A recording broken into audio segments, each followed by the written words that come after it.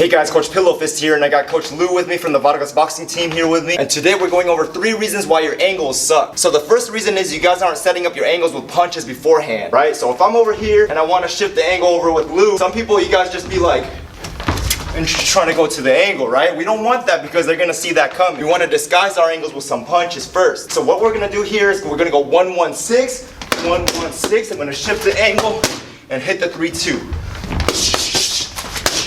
Alright, now we're gonna go to the other side of the angle. We're gonna go 1-3-2. Alright, notice how I stepped, right? I step forward on the 1, step a little bit to the side on the 3, 2. I'm gonna shift over, body, 6-3-2. Yep.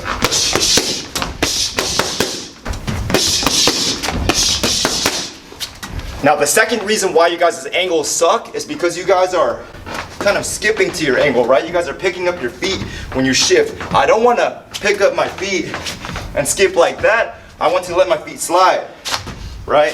I want to let my feet slide when I'm doing my angles, right? So that's going to make your angles that much faster and sharper, and your weight transfer not as dramatic. So notice my feet, I'm not going to pick up my feet at all. I'm just going to let it slide. We'll go 1, 2, just like that, all right? So again, boom, boom.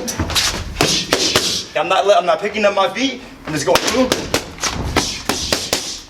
I'm just letting it slide. Now my last reason why you guys' angles suck is because when you guys are shifting to your angles, you guys are shifting stances, right? You guys are switching stances. We don't want to switch from orthodox to southpaw or southpaw to orthodox. That just shows that you're fundamentally incorrect. If you don't believe me, ask anybody that actually does switch stances and ask them to do it without actually switching stances. I bet you 100% that they won't know how to shift without switching stances, because it takes fundamental correctness in order to keep your stance and maintain your stance while you guys are shifting, right?